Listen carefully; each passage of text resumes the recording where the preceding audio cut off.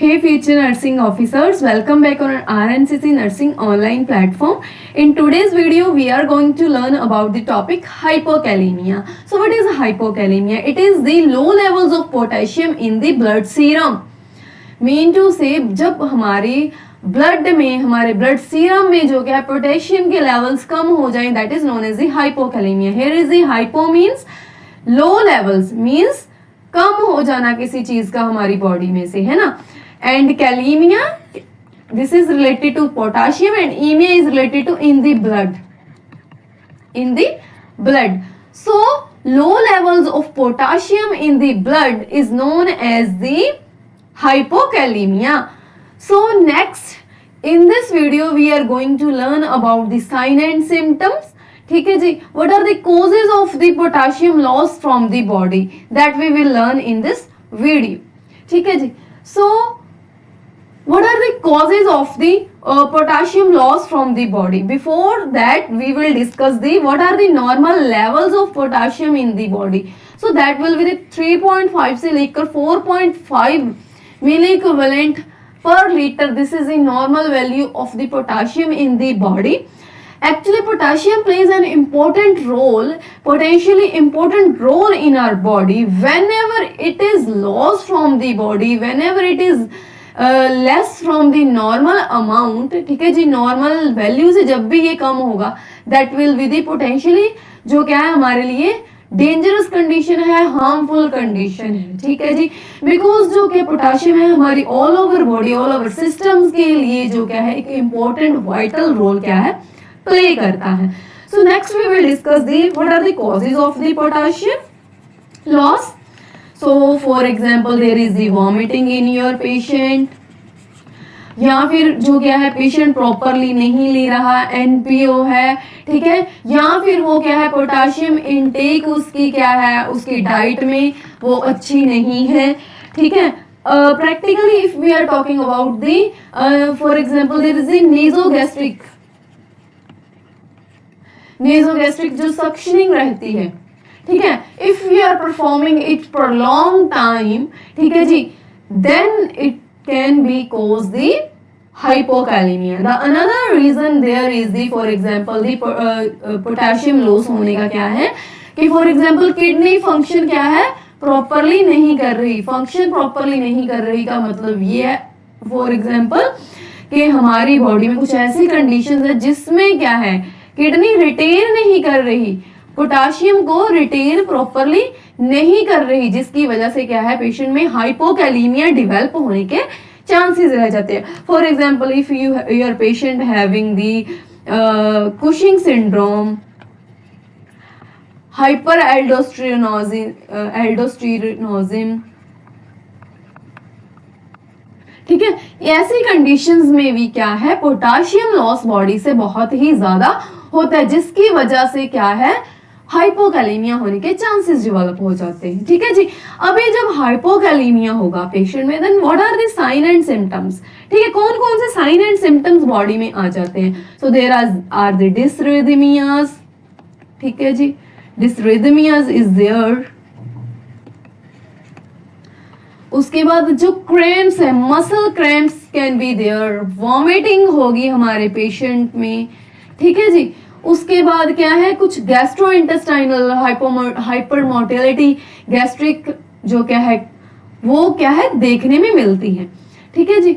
सो जो डिसरिथमियाज है हार्ट के लिए ये क्या बहुत ही इंपॉर्टेंट रोल प्ले करता है. This is a lethal condition. ठीक है. सो इसकी वजह से पोटाशियम करेक्शन करनी बहुत ही जरूरी है. सो पोटाशियम करेक्शन कैसे करते हैं हम, दिस इज द आवर जो है आज का हमारा इंपॉर्टेंट इस वीडियो में जो क्या है एक पार्ट है. ठीक है, इंपॉर्टेंट पार्ट है कि पोटाशियम करेक्शन कैसे करते हैं. So for the potassium correction we are using the oral supplements as well as the IV supplements. ठीक है जी. ओरल सप्लीमेंट्स भी दिए जाते हैं, ओरल सप्लीमेंट्स. ठीक है जी. आपने अगर हॉस्पिटल में प्रैक्टिकली देखा होगा तो सिर्फ पोर्टक्लोर के नेम से आती है, सिर्फ, है ना. ये हम क्या है पेशेंट को प्रोवाइड करते हैं। अदरवाइज जूसेस के साथ लिक्विड मेडिसिन आती हैं, वो क्या है हम पेशेंट में प्रोवाइड करते हैं। If your patient is complaining the nausea, vomiting या फिर जो क्या है गैस्ट्रोइंटेस्टाइनल डिस्ट्रेस आपके पेशेंट में अगर हो रहा है तो you have to discontinue the oral supplements. आपको क्या है डिसकंटिन्यू करने पड़ते हैं oral supplements if your patient is complaining there is the gastrointestinal distress in your patient. Now we are going to learn about the IV method. IV जो क्या है हम पोटाशियम प्रोवाइड करवाते हैं, ठीक है जी। IV potassium therapy. So IV potassium therapy if we are working in the hospital, so इसके बारे में याद करना, ठीक है, बहुत ही इंपॉर्टेंट है। इसके बारे में हमें पता होना चाहिए कि कैसे पोटाशियम एडमिनिस्टर किया जाता है, that we should know very carefully. And जो क्या है हम जब हम पेशेंट में पोटाशियम देते हैं तो उसको पूरे ध्यान से आपको देना पड़ता है। सो हियर इज दी कि पोटाशियम की I'm going to show you guys a potassium ampule. So this is the ampule of the potassium injection. ठीक है जी, आपने हॉस्पिटल एरिया में भी देखी होगी, ठीक है। जो 1 ampoule of the potassium chloride है, पोर्टक्लोर, ठीक है जी, पोर्टकल, ठीक है, इसके नेम से आती है।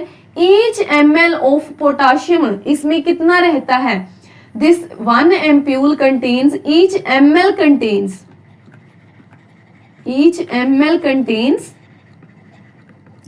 150 mg, ठीक है, 150 mg इस एम्प्यूल में रहता है potassium chloride. The another thing is the, इसमें जो 1 एम्प्यूल है, ठीक है, ये 10 ml का रहता है। आपके पास जो एम्प्यूल आएगा this is of the 10 ml and each ml contains 2 milliequivalent. आपको लेवल्स को अच्छी तरह से रीड करना है, ध्यान से रीड करना है। Each ml contains 1 ml means each ml contains 2 milli equivalent, mean to say 10 into 2 that is about the 20 milli equivalent की जो आपकी एक KCl पोटाशियम की एक क्या है वाइल रहती है, एक वाइल नहीं सॉरी ये एम्प्यूल रहती है। The another thing you have to remember that before administering the potassium chloride, this ampule when your doctor prescribe the administration of the KCl in your patients, then what are the rules, ठीक है जी, rules of potassium administration।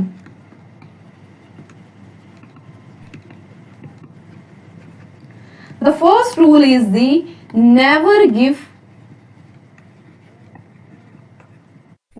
IV bolus। ऐसे नहीं है कि आपने अपने patient को एक सीधा ही बोलस इसको भरा, ठीक है, विड्रॉ किया और बोलस इंजेक्ट कर दिया, because it can cause dysrhythmias. Patient की यहाँ पे this is a lethal drug, you know this is coming in the lethal drug, ठीक है, ये बहुत ही डेंजरस में क्योंकि पेशेंट की डेथ तक हो सकती है, कार्डियक अरेस्ट हो सकता है पेशेंट को if you are going to give it in the bolus, ठीक है। Bolus never push, never give it IV bolus, ठीक है जी, बोलस हमने इसको नहीं देना। The second rule for giving this drug is the, ठीक है, बोलस नहीं देना। The second thing when you are giving this drugs always you know the potassium levels, ठीक है जी, पोटाशियम लेवल्स हमें पेशेंट के पता होने, ऐसे नहीं है कि पेशेंट का लेवल ऑलरेडी बढ़ा हुआ है, you are giving it potassium फिर से आप दे रहे हो, ठीक है। द सेकेंड थिंग, पहले सबसे पहले आपने बोलस नहीं देना, नो द पोटेशियम लेवल्स, ठीक है, आपको पता होने चाहिए। ECG करनी है आपने, ठीक है, बिकॉज एज वी ऑलरेडी बार बार मैं आपको बोल रही हूँ कि इट कॉजेज डिसरिथमियाज, पेशेंट में डिसरिथमियाज हो सकते हैं, तो ECG स्टेटस आपको पता होना चाहिए, पेशेंट का कार्डियक स्टेटस क्या है वो हमें पता होना चाहिए। The other important point is here that is it never give with ISO-M, क्योंकि जो ISO-M fluid है this is the fluid, ठीक है, IV फ्लूइड है ये भी। ISO-M में जो क्या है बहुत ही ज्यादा लेवल में पोटाशियम होता है बाकी अनदर फ्लूइड के कंपैरेटिवली, तो ISO-M के साथ हम पोटाशियम को कभी भी नहीं देते, ठीक है, because ISOM contains already large amount of the potassium chloride. ठीक है जी. बाकी और रूल्स हैं, फॉर एग्जाम्पल के आपने इसको क्या है डाइल्यूशन में देना है ऑलवेज, है ना, always give it in dilution, in dilution. अच्छा, इसका एक और रूल है जब आप प्रैक्टिकली दोगे कि अगर आप 10 मिली इक्विवेलेंट दे रहे हो that you have to give it in 1 hour. If it is giving 20 milli equivalent then it is giving in 2 hours. 30 milli equivalent दे रहे हो तो ओवर 3 आवर्स में देना है, और 40 मिली इक्विवेलेंट दे रहे हो तो 4 आवर्स में देना है. और हम 40 मिली इक्विवेलेंट से ज्यादा एक टाइम में नहीं रिप्लेस करते. Always give it in dilution. And जो क्या है इसकी रेशियोज को हमें ध्यान से देना है, प्रिस्क्रिप्शन को देखना है. Is it clear? ठीक है जी. तो जब भी आप इसको देते हैं सो बी केयरफुल. ठीक है, डॉक्टर की प्रिस्क्रिप्शन देखनी है और पेशेंट के लेवल्स और ईसीजी को मॉनिटर करते रहना है. Is it clear? Thank you.